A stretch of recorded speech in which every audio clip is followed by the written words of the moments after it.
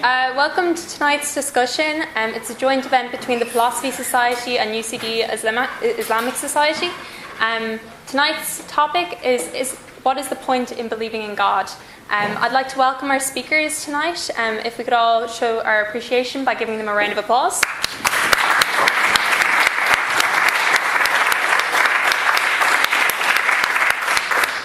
The speakers in order this evening will be Dr. Dan Deasy of the UCD Philosophy Department. We have international speaker and Muslim intellect Abdullah Al-Andalusi. Then we and then we have UCD Church of Ireland chaplain Scott Evans, and finally we have Catherine Byrne. The student atheist and secular affairs, a student atheist who's involved in secular affairs on campus, who also incidentally runs a show in UC Belfield FM. It's a comedy show, so she said just be aware that there might be some jokes. Make sure you laugh. Great. Okay. Thanks very much, guys. So the format for this evening is that each speaker will speak for approximately 7 to 10 minutes. This will be followed by a Q&A. So if you have any questions, please refrain from asking them when the speakers are speaking. Instead, take a note of them, and during the Q&A, hopefully we will get to everybody who has a question. I'd ask that you could keep your questions reasonably short, just so that everybody has a chance to kind of voice their opinions or anything that they might want to ask. Great. So on that note, I would like to invite Dr. Dan Deasy up to the platform for his speech. Thank you.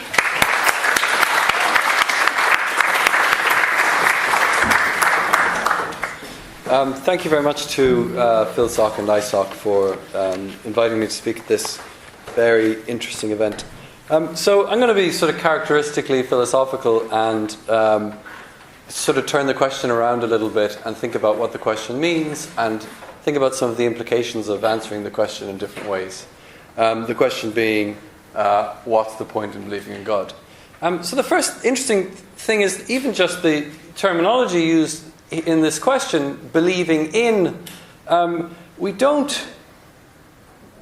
We usually talk about believing in when there's some doubt or something about the thing that we believe in, right? So we think children believe in Father Christmas. Some children believe in the tooth fairy. And we talk about people believing in God as well. And it seems to suggest a certain kind of reluctance to say something a bit stronger. And I'm actually more interested in the stronger thing. So I'm going to interpret the question as not what is the point in believing in God, but what is the point in believing that God exists. So this is a bit of a stronger thing to say, okay, I believe that God exists, not just I believe in God. So I'm not just talking about faith, I'm talking about belief in a proposition about the existence of a particular thing. I'm talking about believing that there is this thing, it is God, it is the deity that is omnipotent, omniscient, and so on. Now, what is the point in believing that there is a God? Well, there are, again, different ways of taking this.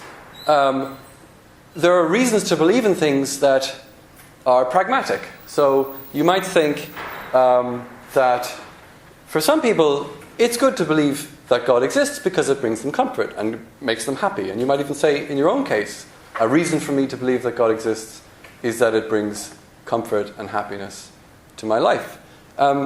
Whether, in general, we ought to believe that God exists on the grounds that it brings us comfort and happiness is an empirical question. For some people, it does bring them comfort and happiness. For other people, it might not. It might bring them anxiety. It might cause strife in various ways. So it seems to me to be an open and really an empirical question about whether we, in general, people, ought to believe that God exists on the basis that it has good effects for our lives. Another kind of reason for believing that something is the case is just the straightforward epistemological way. So, in the same way that you don't believe that Father. I'm going to assume none of you believe that Father Christmas exists. You don't believe... I'm sorry. Bombshell.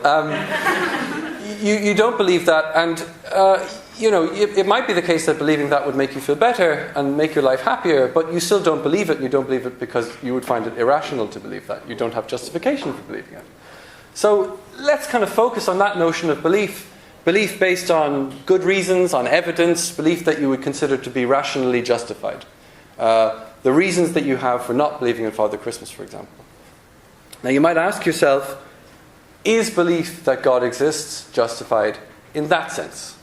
Are there good reasons to believe, in the rational sense, in the epistemic sense, that there is such a thing as God?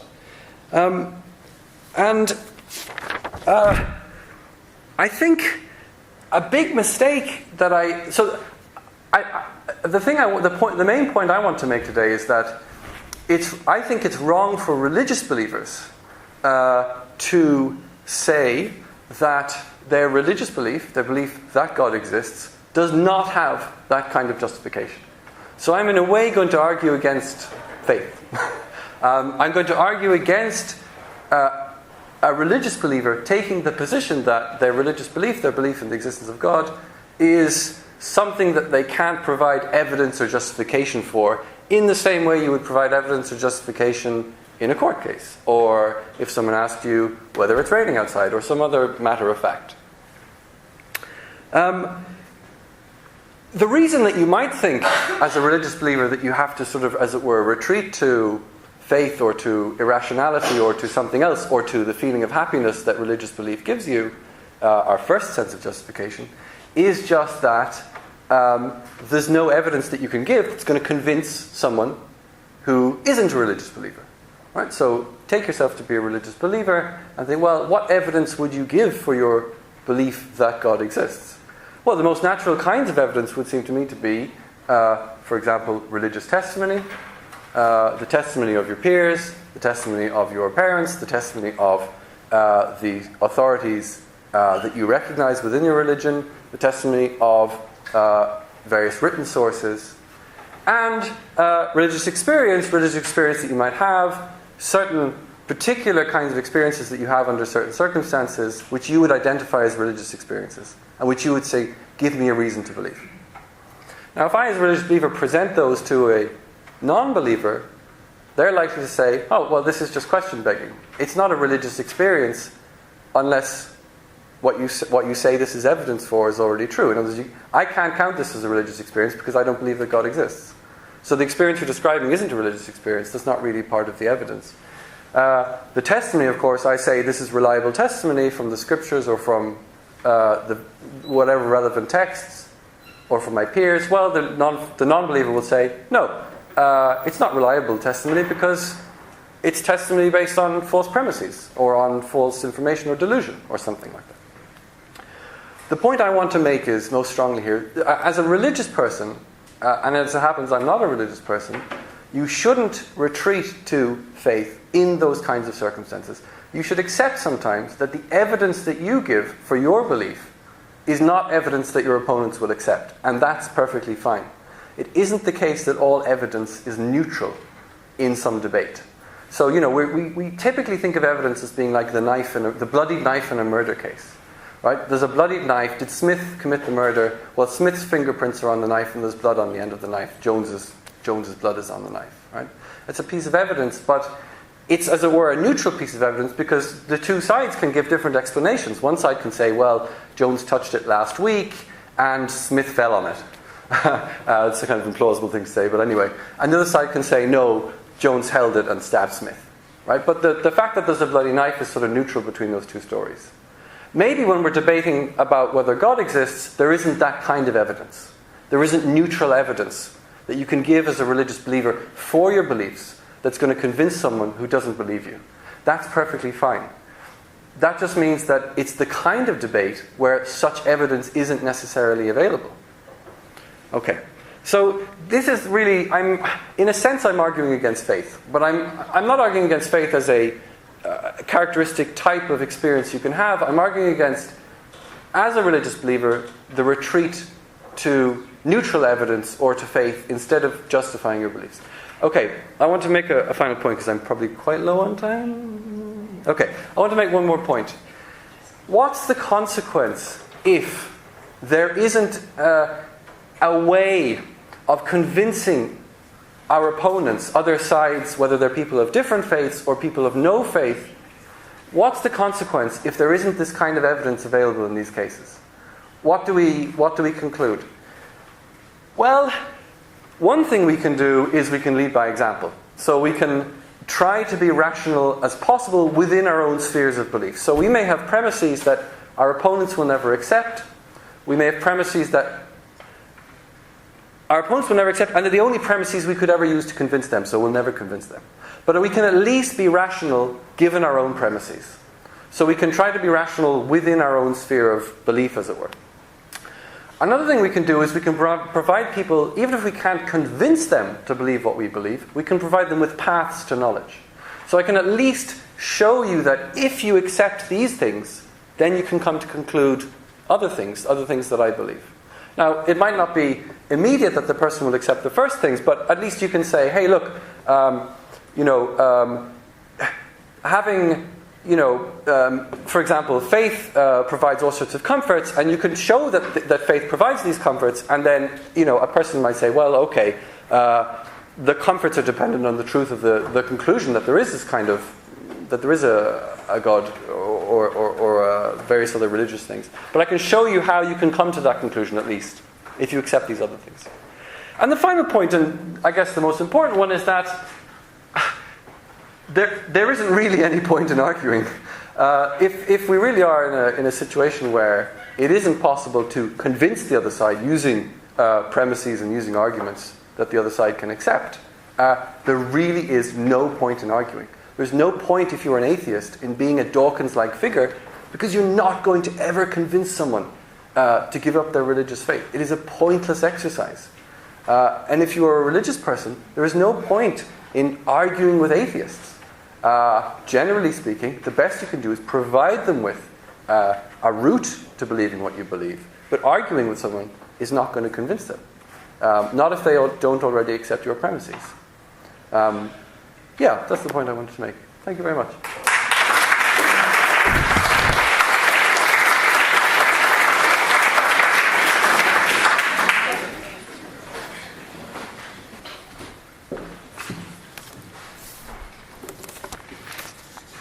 Bismillah ar-Rahman ar-Rahim. In the name of God, the most gracious, most merciful.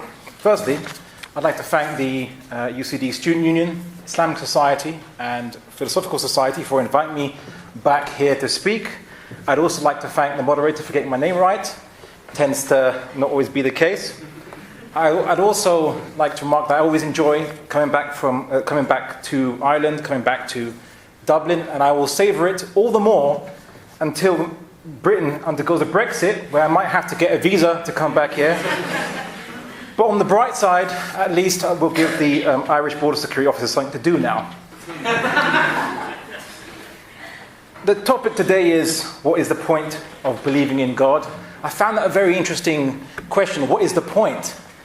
I mean, a couple of months ago, the British people asked, what's the point of the EU? Then when the Brexit was voted for, people then asked, what's the point of David Cameron? And then when he resigned, and now the British currency is the worst performing currency in the world in terms of depreciation, now everyone's asking, what's the point of Britain? Now, to deal with this question, I think that before we answer it, we have to first ask, what's the point in believing in anything at all? Well, surely the existence of something should be sufficient cause to believe in it. We believe in black holes, distant star clusters whose light hasn't yet reached us. We believe in the Big Bang. We believe in the common origin of animal life. And we also believe in the fact that the world is 4 billion years old. Why do we believe in those things? We believe in those things because these are realities, or at least theories, detected despite the fact that they were detected without us directly observing them. But rather, we detected them by observing and measuring the effects they produced. We also see the point of believing in them because they explain what preceded us and led to the circumstances that we exist in today. And we do all this despite the fact that knowing any one of those things conveys absolutely no material benefit or useful effect to current day human life.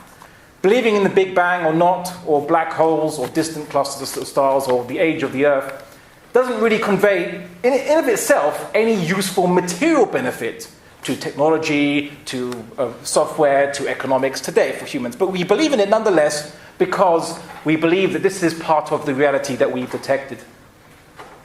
Let's take energy. The point about believing in energy is because energy is a concept used in science to describe an observed phenomena of things that change, move, and affect each other, whose sum of all their effects between mass, heat, light, and other wavelengths of radiation within any closed system doesn't increase or decrease. We do this despite the fact that we cannot see or define energy, and we do this despite the fact that we can't even define energy. It's an abstract concept. God is also something that we do not see. Yet, like energy, we use a label to describe what caused an observable effect. This observable effect, I'd argue, is our finite reality we call the observable universe. The concept of God arises unavoidably when we ask why there exists a universe of changing and finite things rather than there being nothing at all. The only possible explanation that is rational and self-consistent is that all of finite existence, of which the observable universe may only be a small part, and all of its internal changes and arrangements must have been created by something else. If a stone wasn't formed from cooling lava, meteorite strikes, weathering, or by artificial hands, would it have any shape? Well, no, because it wouldn't have been caused, it wouldn't have had an origin, and therefore it simply wouldn't exist, it being a finite object. As in an object that exists within finite boundaries, size, shape, mass, and so on and so forth. Likewise, our reality, if it was never caused by anything, why does it exist? Or why does it have the particular amounts and measurements and arrangement it has? Who or what determined it? Who or what shaped it? Now, if my journey from London to Dublin today had taken an infinite amount of time and required the plane to traverse an infinite amount of distance, would I ever arrive in Dublin? No. Although, considering how long I had to walk in Dublin Airport, I think Dublin Airport is a good case for an infinite distance. But likewise, we know that a changing universe had a beginning, because if it was eternal, we'd have to wait an infinite amount of time to reach any moment of existence. Consequently, this moment in time and all of us would never exist. Furthermore, what's the essence of the smallest subatomic particle? What's it made out of? Again, if there were an infinite series of babushka doll-like particles, each smaller and smaller and smaller within each other, ad infinitum, well, no particles would ever really exist. At some point, we have to concede that something is sustaining all matter and energy, whatever energy is. Therefore, the only explanation is that we detect the necessity of an unchanging, infinite, initiating force, or let's say first cause, which ultimately created our finite reality and also sustains it. This force is infinite, unchanging, and without shape, rendering it the exact opposite of a finite thing, and therefore in no need of predecessors to define it. It is therefore obvious what the point of believing in God is, and that is because God simply exists. You don't have to call it God, you can just call it the infinite force, the first cause, however you want to define it. Whatever label you choose, it's still an existential thing.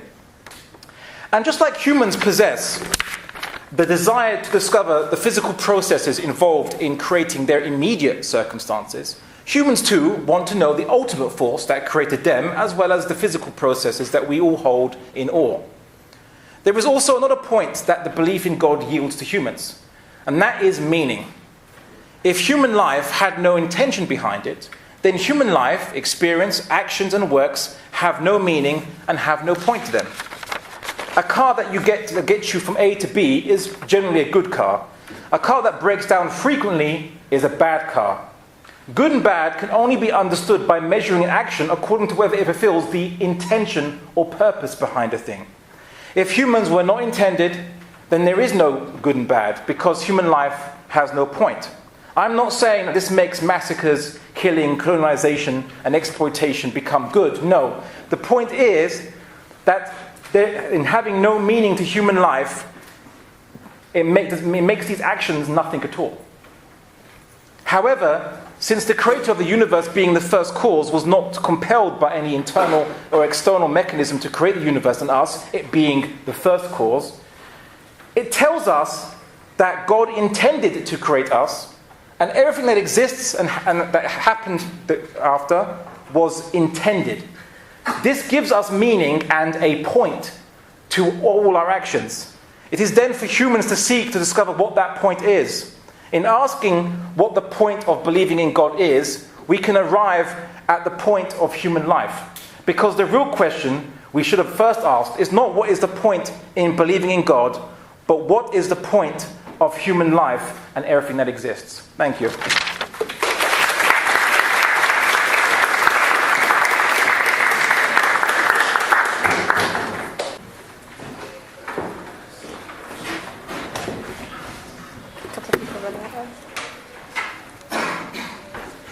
No, that's fine. None taken. Cool. So I am apparently the token leprechaun that we kind of stick up when we need somebody to be slightly, I don't know, kind of controversial, shall we say. I'm glad I'm not the only sort of secular person. I was a wee bit worried about that and, kind of waiting for people to chase me out of the room with hurley sticks later on. So actually, that's the thing though, I'm not really used to speaking to people in this forum because I'm used to talking to myself in the radio station, kind of slowly going insane. So it's kind of nice to see humans once in a while. In terms of my experience with religion, it's sort of, the usual primary school religion classes straight through the third year sort of stuff, fairly basic and all the rest of it. In terms of philosophy, I'm doing 2 modules this semester, so that's sort of my only experience with that. One of my modules is actually Dan's module, so if you would like to give me an A, it would be much appreciated. Like if we can have a wee chat and arrange that later. So we'll get started. I'm choosing to talk about this in the most simple terms possible. I reckon it's more of a kind of discussion sometimes about personal views as opposed to just necessarily just representing kind of a main group's kind of thing. So we're going to go with my thing. Lucky you. I've decided to define God as sort of a superhuman being or spirit that we kind of worship as having control over nature or human fortune. In terms of what the point in believing in God is, I reckon that's personal, and it's about what it does maybe for you. So when I was researching this, I decided to have a look at what the benefits were and what the negatives were and all the rest of it. And what I managed to find when I Googled what are the benefits of believing in God was a website called mysquirrelbait.com. That was actually the first thing up on Google, and I was kind of impressed by it because I reckoned I was going to discover a website where I was going to find out how to catch squirrels and keep them and hug them and love them forever. That wasn't what I got, but what I did get was a list of what the basics were for believing in a Christian God in terms of a benefit. I'm not just going to look at the benefits of a Christian one, I'm more so interested in what the general benefits are of believing in a God within any sort of religious context. And what I found was there's the belief that it's a directing force in their life. It provides inner peace. It helps you to make large or small decisions when you've got somebody guiding you. It sort of brings you peace of mind as well. It also helps you to follow a straight and narrow path in terms of it means you've got a moral compass that you're supposed to follow, that you can follow. And also it allows for many of the difficult questions to be answered. if that's what helps and if that's what gives you some meaning, I don't see anything wrong with that. I'm going to take the agnostic approach of saying I would like to believe there's something, but I'm not necessarily sure, and I'm sure maybe someday we will have the means by which to, prove it, but or disprove it. But we just don't have that now. In terms of why I think there might not be a point in believing in God,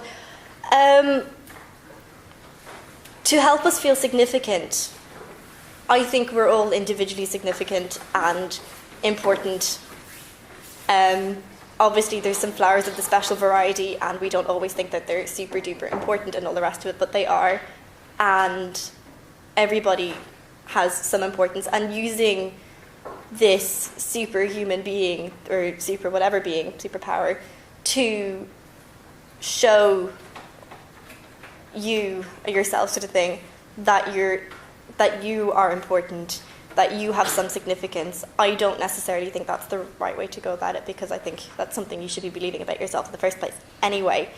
In terms of using it as a moral compass, human nature, I think, is complicated. It's varied. There are lots of terrible, horrible people. I'm a horrible person, rather, at 5 a.m. But also there's some good in human nature. And if you want to use religion as maybe a way to, depending on obviously what the religious beliefs are and all the rest of it, as a way to guide yourself to move towards making the better human nature sort of decisions, that you're going to do the nice thing instead of the bad thing, that's kind of cool. And maybe if you want to use that as a point of believing in God, you believe in God, God has this set of rules, but then maybe religion, and you're going to do the nice stuff. It can sometimes mean, though, if you do believe in a God, that you sometimes ostracize people. Don't shoot me. Basically, I think it depends on kind of, obviously, the religion and that, but sometimes if you're super religious, or if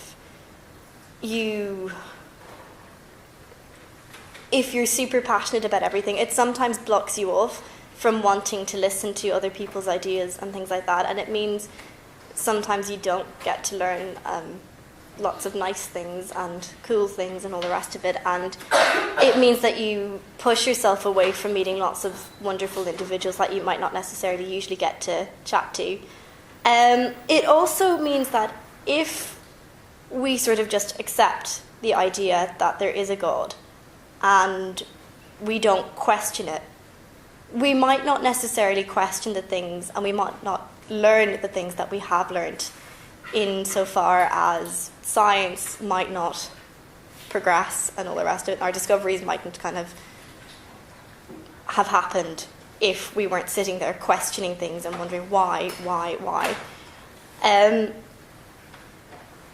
The final thing is, I kind of shouldn't have chosen such a small font. Yeah.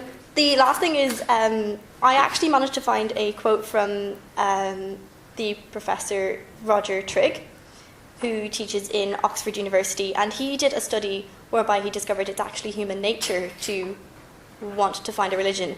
But he said that we see an agency, we think there's something there, even if you can't see it. So obviously, like, he's pushing towards the whole, there may well be a God.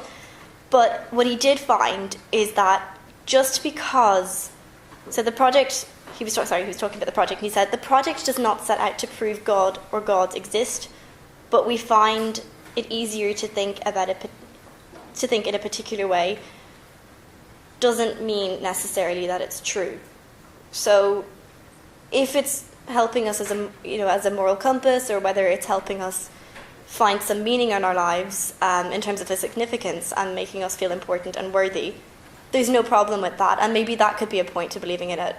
But if it's a case that it's limiting you, or its belief is sort of making you not question things and just accept things, and it's letting you ostracize people, even if you don't necessarily mean to,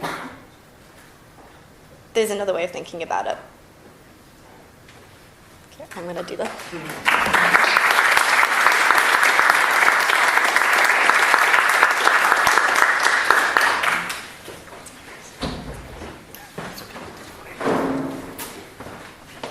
Good evening. Real lively group tonight. Good to see you all. So my name's Scott. A couple little pieces of business first of all. One is I'm going to talk a little bit about a framework for my faith. That framework is also in a book that I've written called Closer Still, and there's a bunch of copies of it down there. If anyone wants one for free afterwards, you're welcome to them. I'm not selling anything. I am giving it away if you want it. I'm the Church of Ireland chaplain here in UCD. I'm in the Old Student Centre.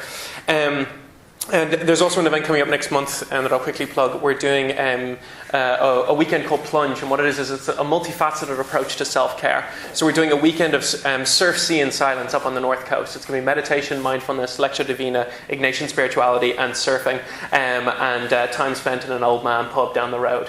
And the cost, I've figured out a way to get it subsidised, so I think it's going to be about €50 for students who want to come along, including accommodation, food and surfing. So it's going to be a pretty dynamite weekend, looking at like your physical self, your emotional self, your spiritual self all together. So just drop me an email, scott.evans@ucd.ie if you're interested in that. Okay, business over.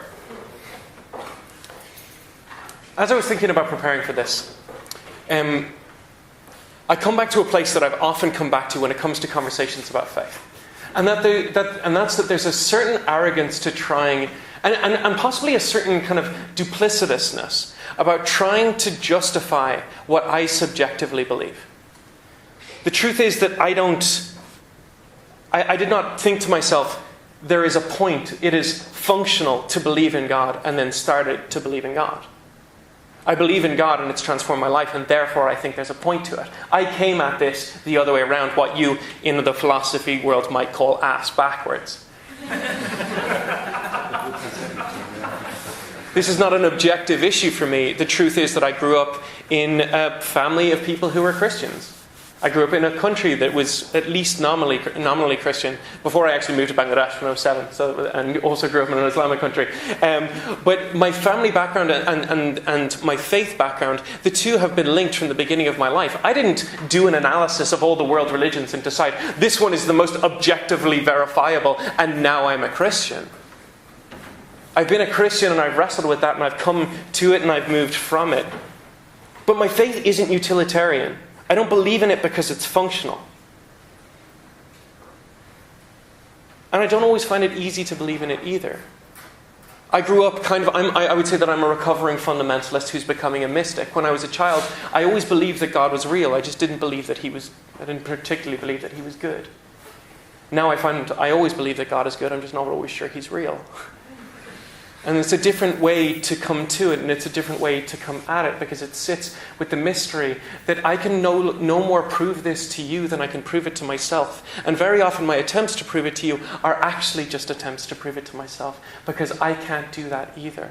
You see, doubt and faith, they go hand in hand. They're part of wrestling. That's one of the things I love about the Christian tradition, is that the way the world, Israel, comes into the Judeo-Christian story is because there was a man called Jacob, and Jacob took what was not his. His name means to supplant, to take what isn't his. And Israel means to wrestle with God. It's a transformation in his identity. And the wrestling with God is part of it for me. Because having a mindless faith, a faith that doesn't question, a faith that doesn't doubt, I think is one of the most damaging things in the world. Very often I say to students who I work with in kind of spiritual development, is that if you've never questioned the existence of God, you either underestimate the suffering the world is experiencing, or you don't care. Because when we're confronted with that, it can't help but make us ask those questions. And yet I still continue to believe. So I can only argue what the point I see in me believing in God is, and why I find it to be quantifiably better for myself and for the world for me to believe in God. But I also think there are different types of belief. I think there is a way of believing that is objectively destructive and that harms those in the world around you. It's the kind of fundamentalism that turns the holy texts of whatever religion into a sword with which to hack other people to death and to build on the ascent to power so that you can dominate the world. And I think there's an objectively beautiful way to live, and that is to see your scriptural texts as a scalpel that does the work to remove, to excise the cancerous and the toxic parts of yourself that have a tendency to destroy your life and the lives of those around you. Instead of this being a way of ascent, it's the way of descent, the way of becoming less, the way of becoming transformed. For me, my faith is part of, it forms a framework for my understanding of the human experience. A framework for me dealing with what all of us deal with in terms of how we feel about what it means to be human and why it matters. In the beginning of the Bible, we have the book of Genesis. And there are crazy people among my faith who believe in literal 6-day creation. I'm sorry if you believe that. Maybe that's not fair. I don't believe that. And it's also not what remotely interests me about the text. The text begins with God creating the world in 6 days, and he creates man and woman in his image. And then he leaves them, and there's this fruit in the garden. And the most interesting part of the story for me is that they begin the story naked, and they go to the one thing that they were told not to do. And they exercise their agency. They reach up and they take it, and they bite into the fruit, whatever it was. It doesn't say it was an apple. Could have been anything. Could have been a lychee. I don't know. But they reach up and they take it, and as soon as they take it, something happens within them, and they make clothes for themselves, and they run into the woods to hide from themselves and from each other, and to hide from God. And the beautiful thing about this story for me is not whether... Sorry.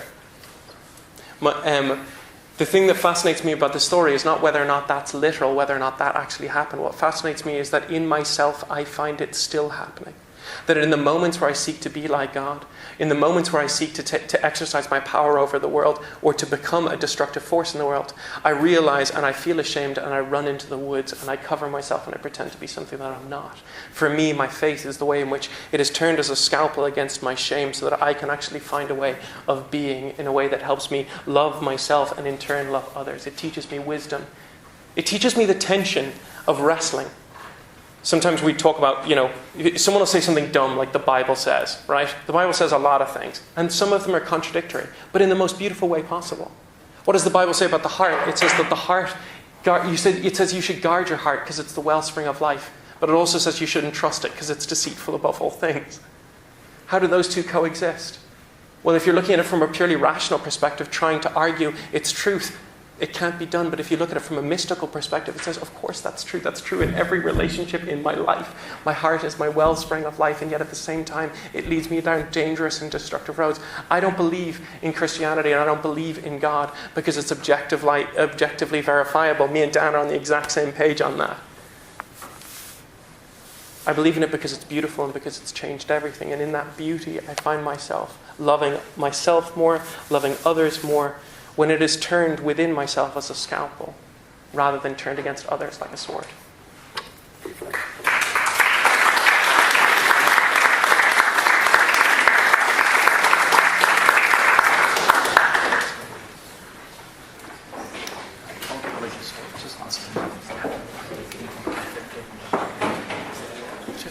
So I'd like to thank all of the speakers this evening. I think we can all agree that all of their speeches were thoroughly enlightening and extremely entertaining.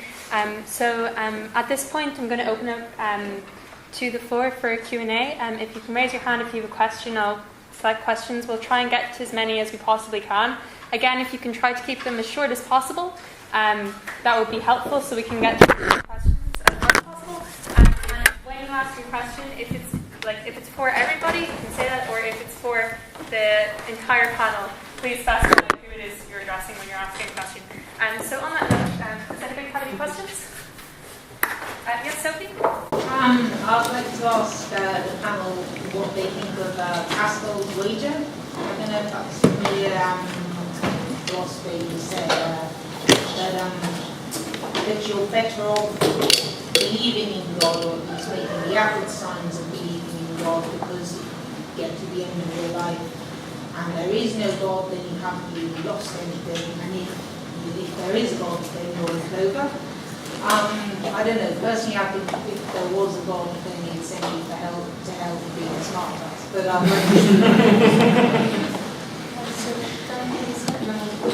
yeah, I mean, I don't know the debate about Pascal's wager very well in particular. As I understand it, there are reasons to think it's not such a great argument.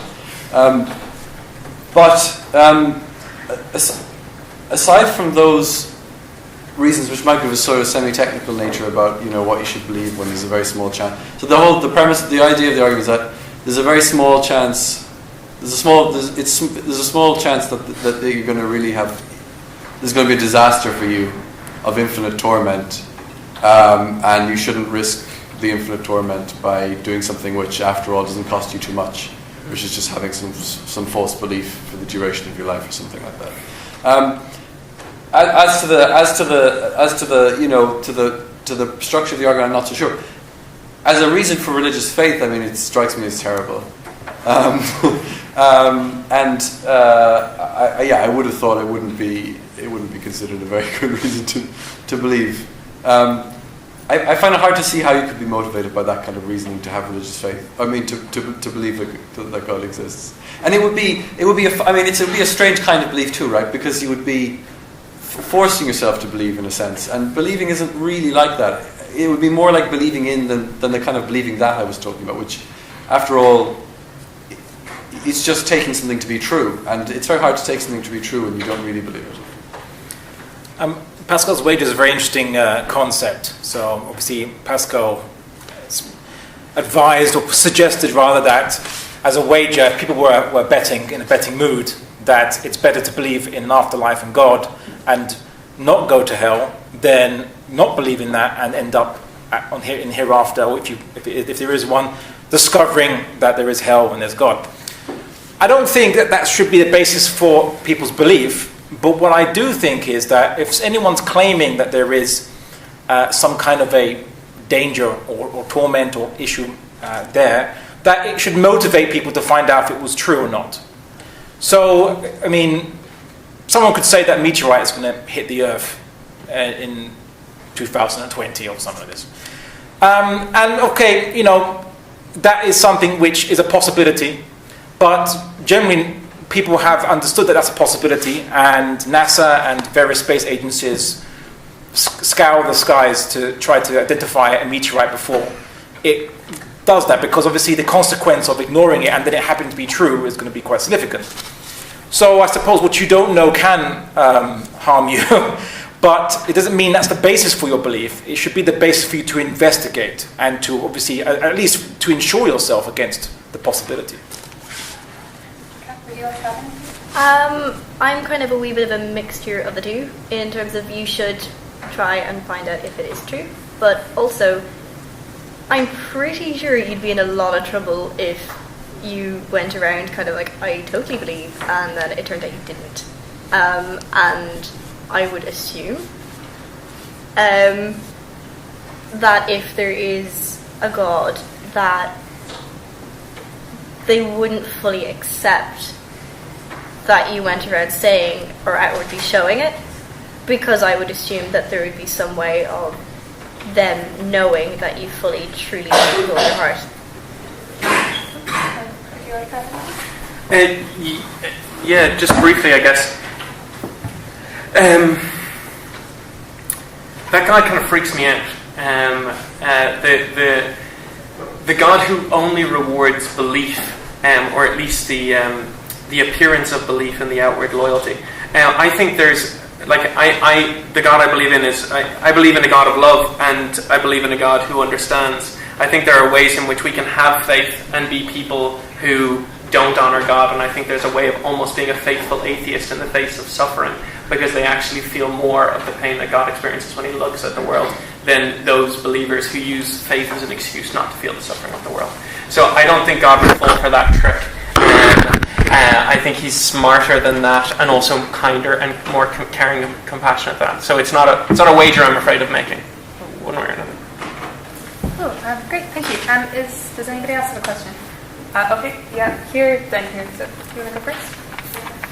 Do you guys think for the panel that there's a difference between a religious life and a spiritual life? And if so, what? Cool. Should we go counselor or? I don't mind going first. Cool, Yeah. Sure. I think sometimes religion gets a bad name. And basically all that's happening is people are looking at the external trappings of what is, like, I think religion is spirituality embodied and formalized in a way that it can be passed on from generation to generation. So the way in which we live as religious people is the way in which we live out the rhythm of our spirituality. I think sometimes people are distancing themselves from religion because of the bad connotations of that, when there is actually a lot of beauty to the idea of it being about. I think you need the two together. I think you can't be religious without having a spiritual element to it. But I often question the sincerity and the integrity of someone who says they're spiritual but not religious, because generally it's kind of fluffy and it's not embodied. It's like, I like to think these things, but I wouldn't want to actually live them out. You know? Would you agree, or would you like to add anything? I always prefer, precision of language, so that people don't make equivocation fallacies, or they don't understand what you're trying to say. And the word spirituality obviously has been used quite a lot, and I kind of bang my head against the concept to understand what does that mean in distinction from someone who might be religious of sentiment, religious of heart.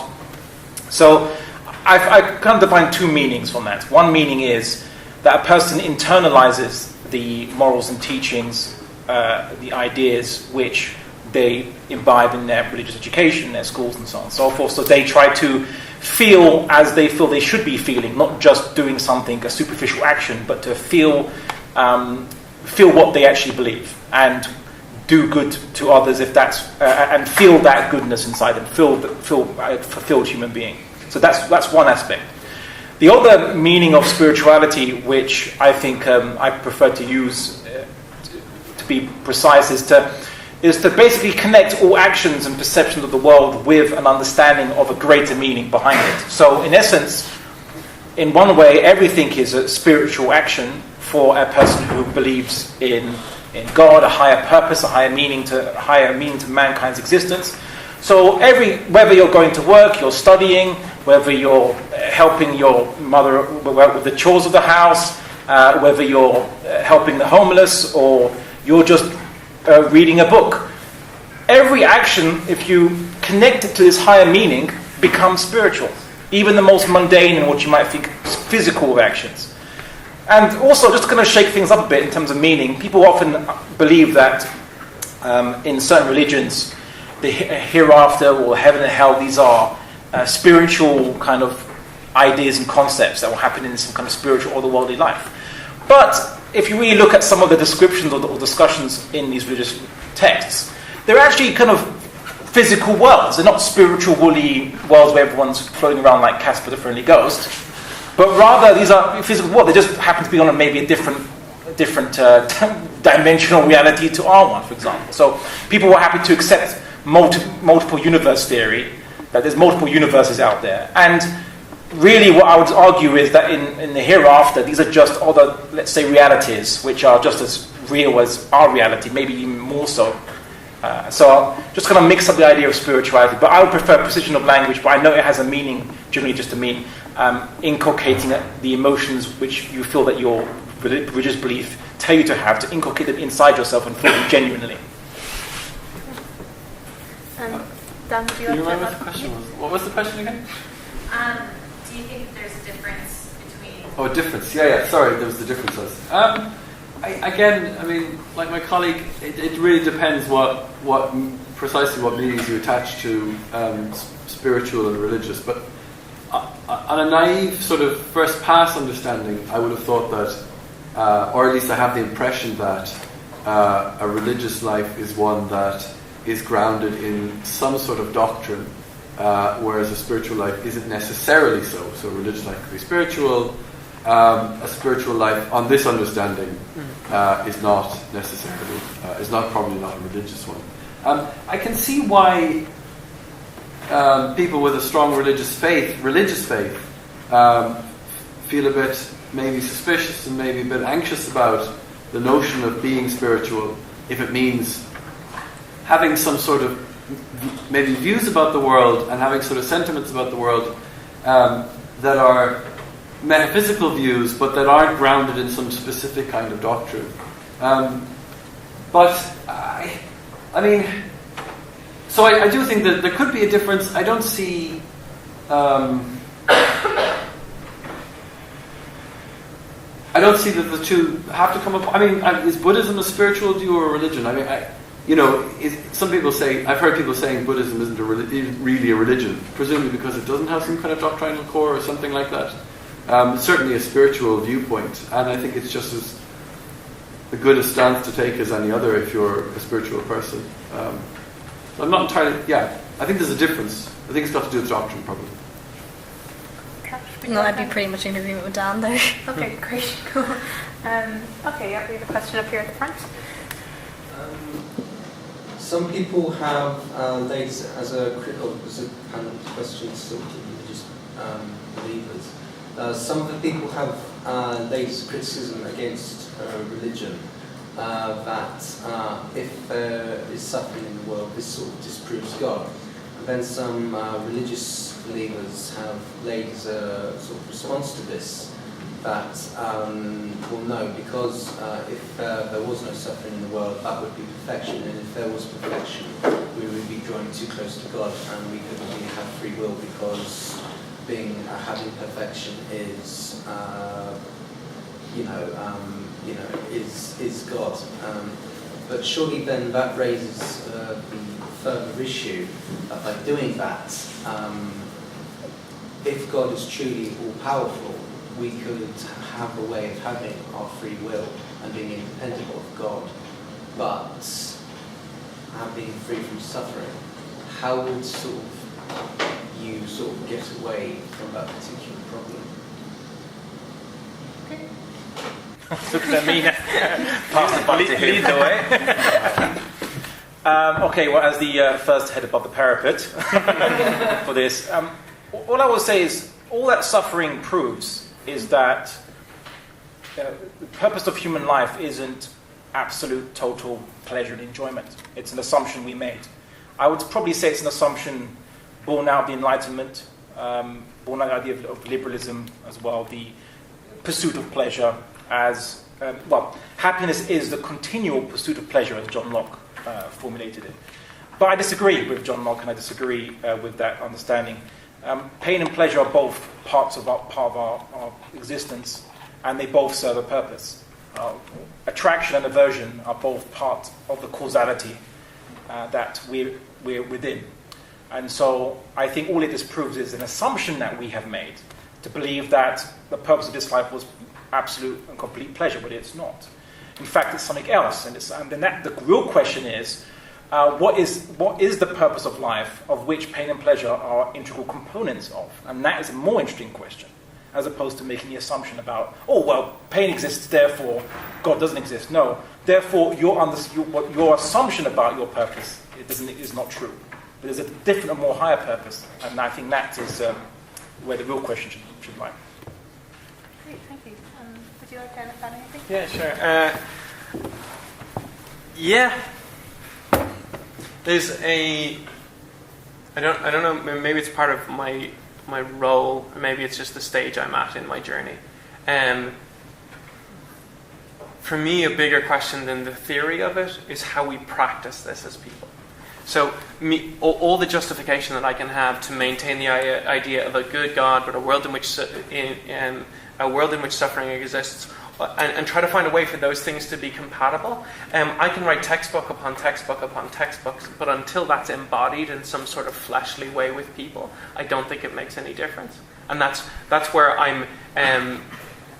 that's where I feel like my faith pushes me beyond having an answer to that, though it annoys me, and trying to figure out what does my faith teach me about living in this tension.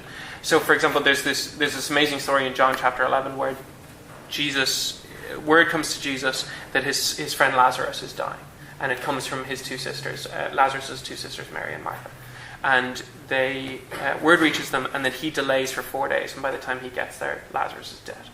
And Mary and Martha both come individually to Jesus, and they ask him the ultimate they make this statement, and it's the suffering question. It's if you had been here, this wouldn't have happened, and that's what I deal with my own suffering.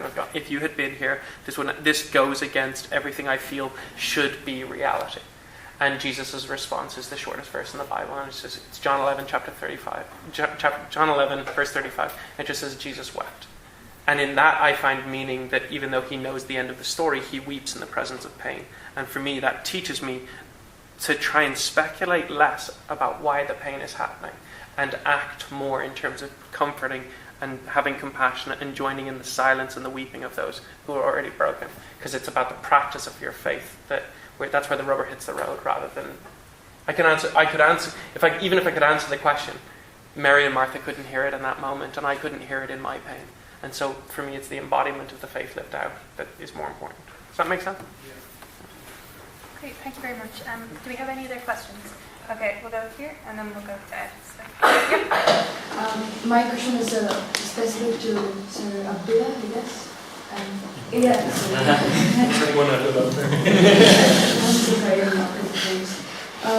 So you said we usually believe in something that's usually proven.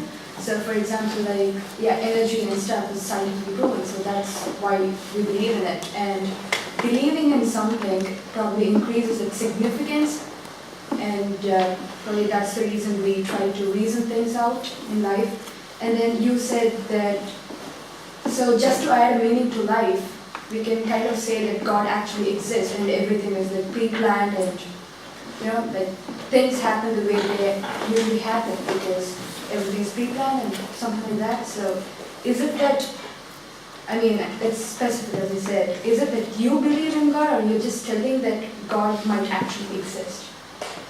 To be more specific. Okay. My belief in God... Sorry. Because for me, it's at times it sounds like an assumption that we're just making.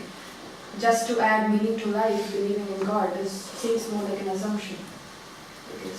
Well, what I would say is that if God doesn't exist, we don't have to. Don't believe in the idea that he must be invented. Sorry, we don't say that God exists because we need morality. Nihilists would just say that there's no morality. Too bad.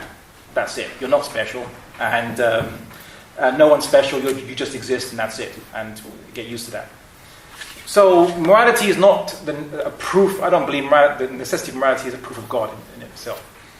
I'm just stating the point that morality doesn't exist without God, because actions become neither good nor bad without God. And that's the point. Because how would you judge what is good and bad? According to what purpose? There's no purpose, so things just happen. I didn't really... What I tried to stress in my presentation with the example of energy was, energy isn't actually proven by science. It's just an abstract label or concept to try to explain phenomena that's observed. So, but what is energy? How do you define it? You won't find any definition of energy in any science textbook. It's just a label used to express an observation. But where is it? What is it under the microscope? Can you see it under electron microscope? And you can't find it. So my point is that we believe it because it explains the phenomenon. You understand? So in my presentation, I put the point that God is the only explanation that consistently explains the observable world that we see. And humans are totally happy to believe in the necessity of things that we can't necessarily see, because we detect the effects of those things. So black holes, you can't see one, of course, that's why they're called black holes, because they suck light in, but you can see the gravitational effects on nearby stars. That's why you can postulate a black hole exists. And of course, you can see it warps light as it passes between a star and Earth. A black hole will warp light around it. This is how you know it exists. You can't see it directly, though. So if we're happy to do that, then of course I'm saying we should be consistent and accept that the necessity of don't need to call it God if you don't like that word, but the necessity of a intentioned or a willed, infinite, unlimited force created everything that exists, because that's the only explanation that doesn't fall foul of self-contradiction.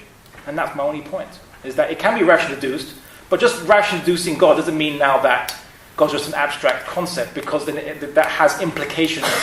So if everything that exists now, because we deduce that there must be a creator and that he made everything intentionally, then the question is, well, what does he intend for us and what are we meant to be doing? That's then where the question becomes pertinent. Not the other way around. I don't say God must exist because I would like to feel my life has meaning. That's not obviously the way to argue. The way to actually look at the world is, well, does God exist? If he does, then what does that mean for us?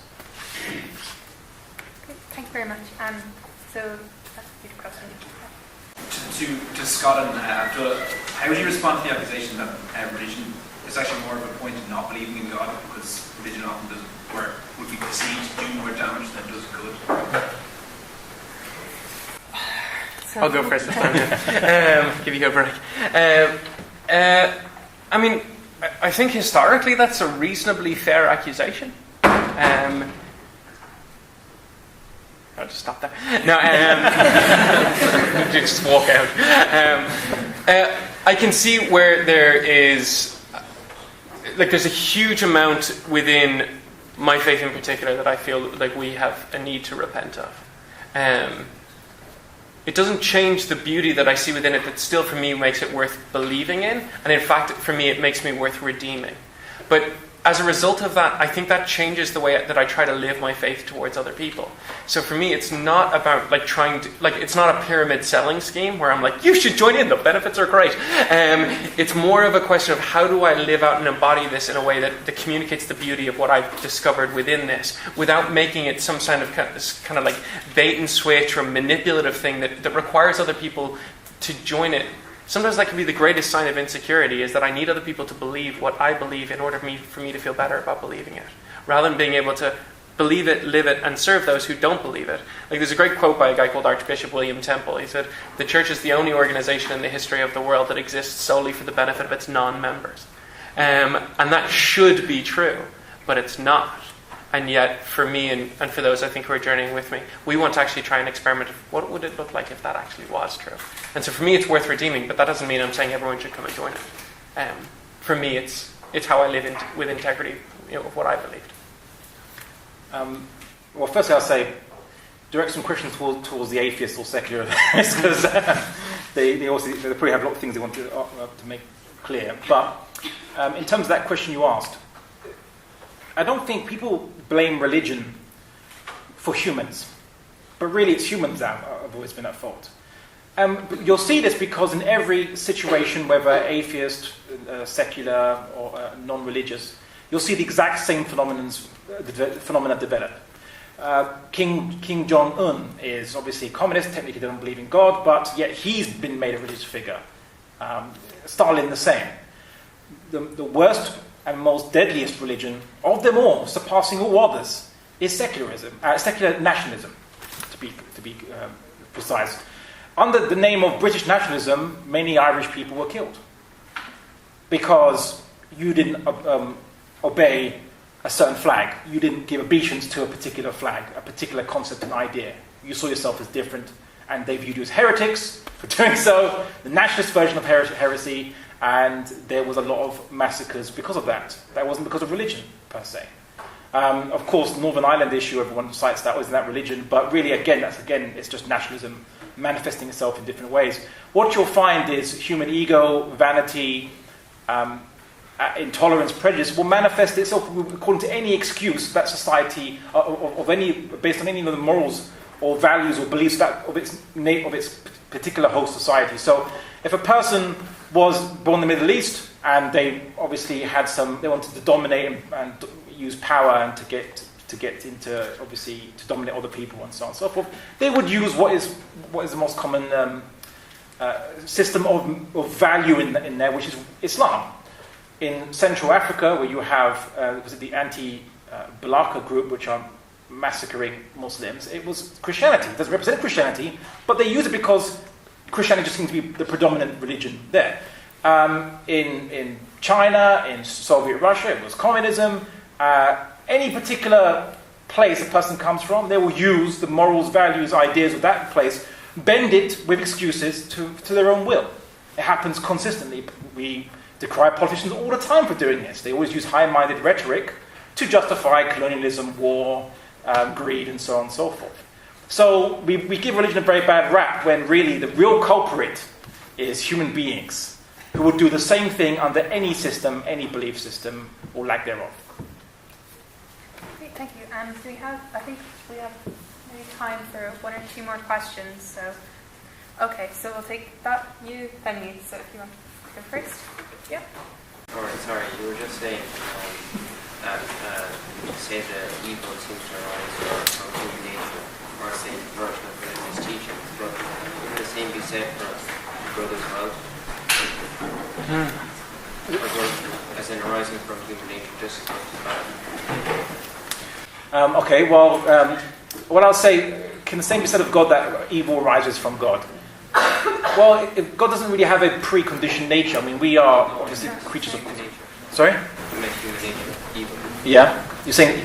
you were saying your point that religion is corrupted by evil within human nature. Yeah. And human nature is responsible for a lot of religious wars. Yes. Religion itself. So we could say the same for good as well. The good comes from human nature. Oh, the good comes from human nature. Yeah. Well, I mean, yeah, that's true. There'll be some people who will be giving and kind to others, no matter what religion they are. You know, and that's what they're born with. They feel empathy. Some are sociopaths and they have difficulty connecting with humans, and some obviously become psychopaths. However, what I would say is that the point of religion rather, but what religion does, its effect, is really to be counterintuitive. So, being rational and reasonable, you would save your money and spend it on either further investment to increase your wealth, or spend it on things which you want. But to literally give it away to a homeless person or beggar who will literally benefit you, you don't foresee the future, it will benefit you in the future at all. Or to forgive your enemy when your enemy is out to get you, is counterintuitive to what we think a reasonable person would do. Have you heard of the economic man model? The economic man model is a model used in capitalist economic systems to understand how humans would act. The model is that a human being would only act based on selfish interests and would only either spend money to invest it or for utilities and goods and services. But it cannot encompass the idea that a human being would literally give all their money away to charity and live a pauper because they feel they want to follow maybe a higher ideal. And it is counterintuitive. I mean, who do that? Right? But that's the point of religion, is, in a way, is to be counterintuitive, to tell you not to follow law of the jungle instincts if you do follow it. So, in a way, religion is not for... Religion, in its morality aspects, doesn't really benefit people who are naturally good, but it's actually there for those who are bad, who don't have that desire in them, or who are selfish, or who are prideful, which is perhaps most of us, who have these, these whisperings, as we say.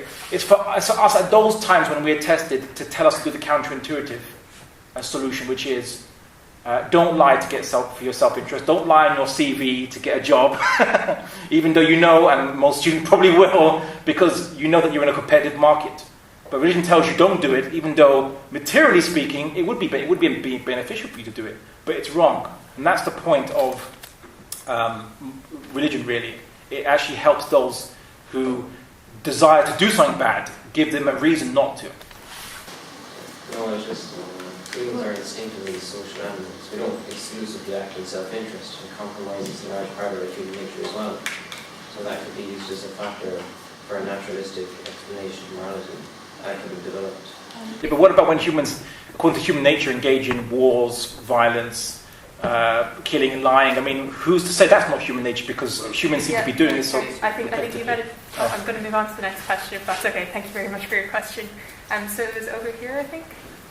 There's someone. Yeah. How would you describe miracles in the light of religion and science? And there are some miracles which can be proven by science, can be proven by religion, and at the same time there are miracles which can be proven by science but can't be proven by religion.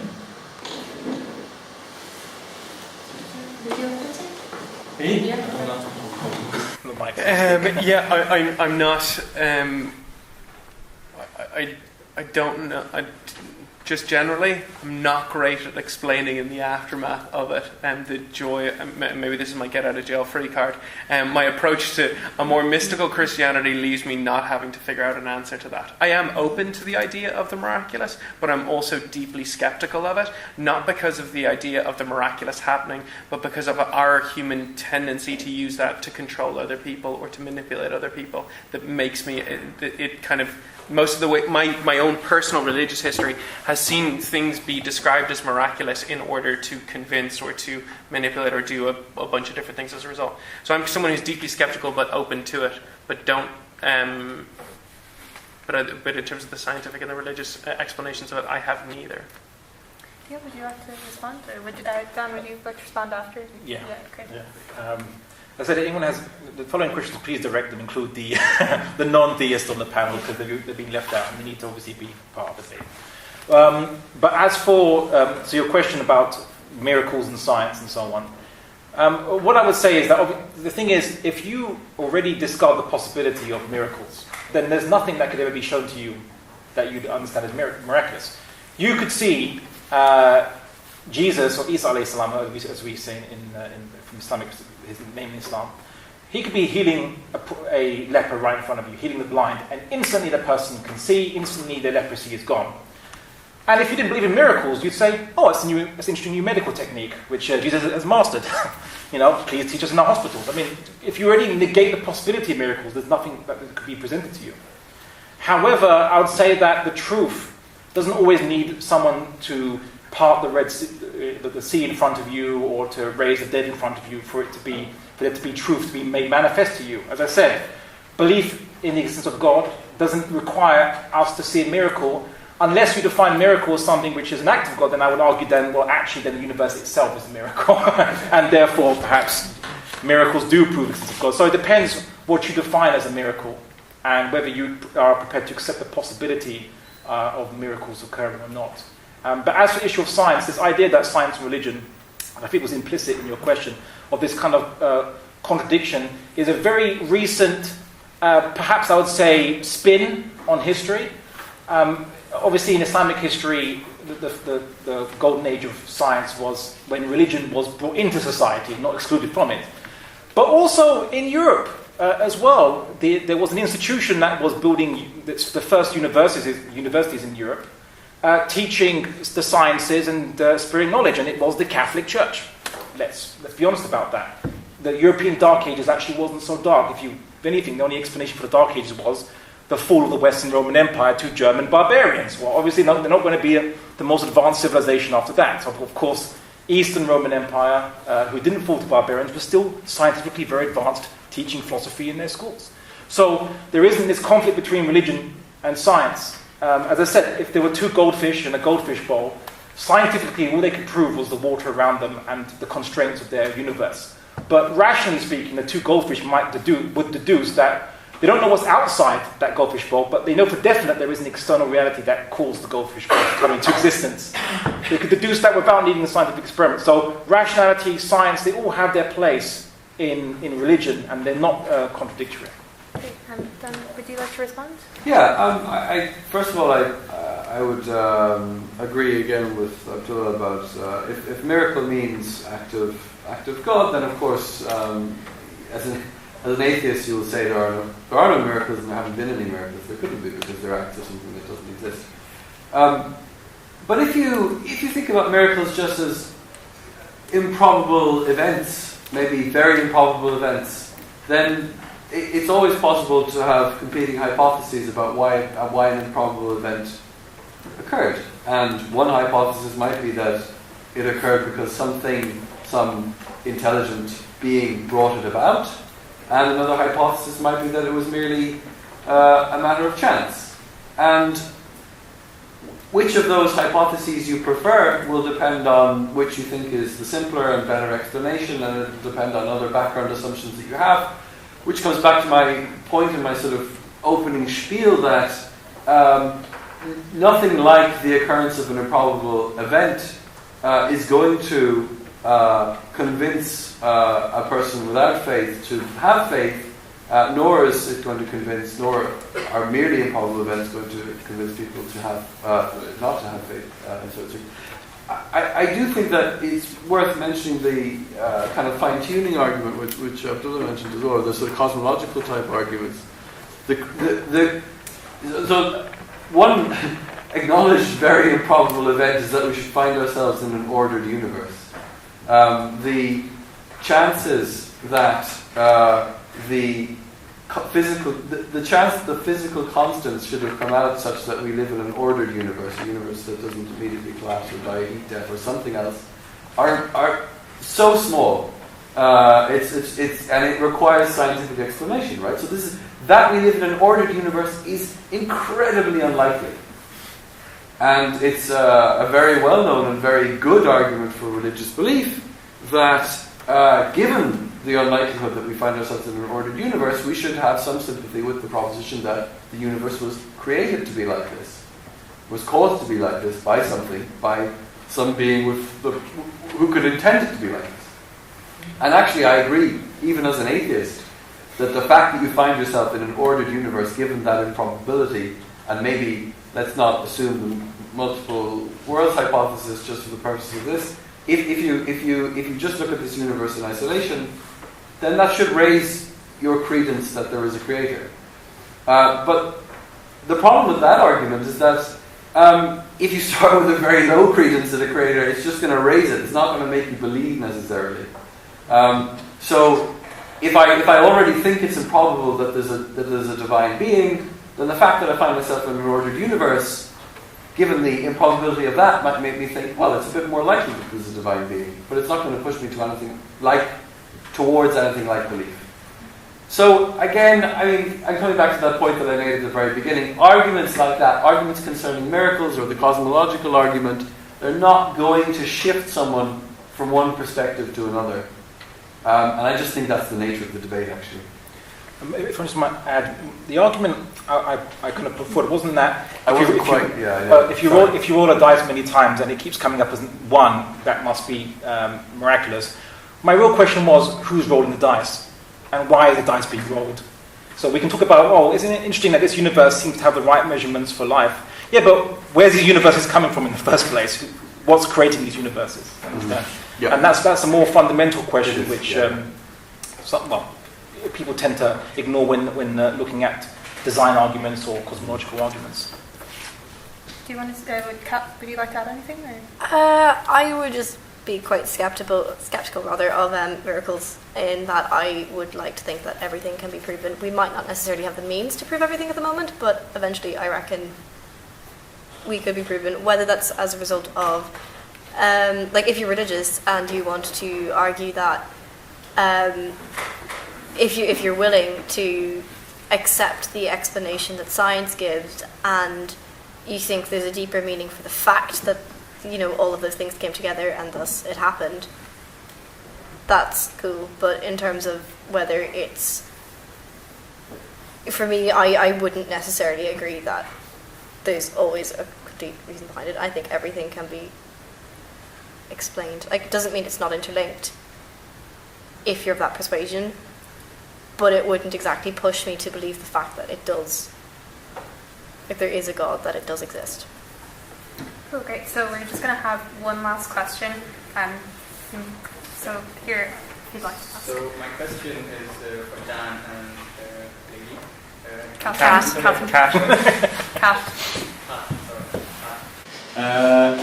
So Dan, as an atheist, and yourself as someone who does not believe in a specific religion, do you believe in the concept of morality and by extension a moral compass?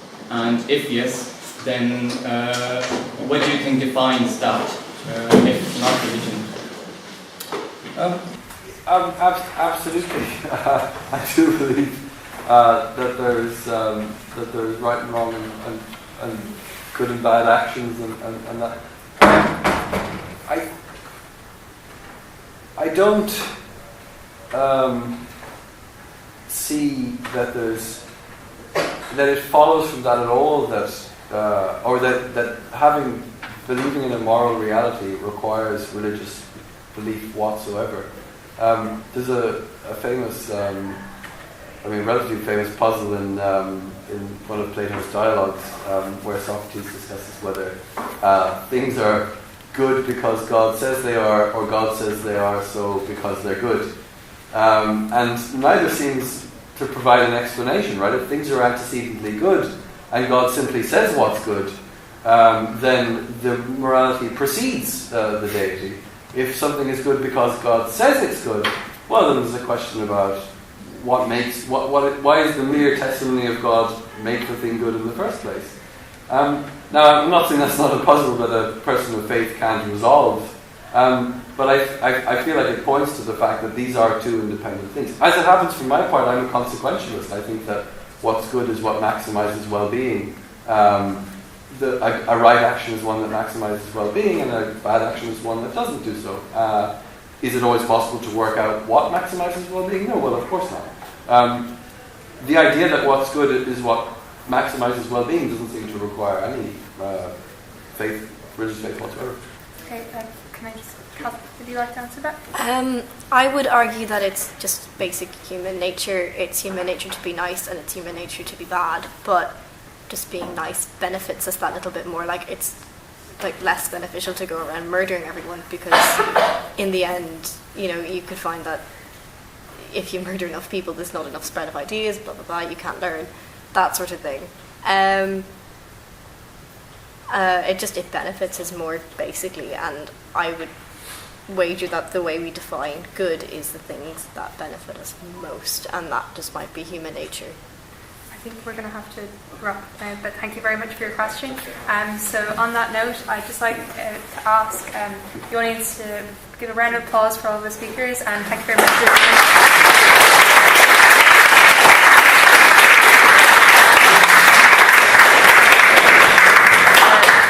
on behalf of UCD Philosophy Society and the Islamic Society, thank you very much for attending. We really appreciate people coming out to support these kinds of events.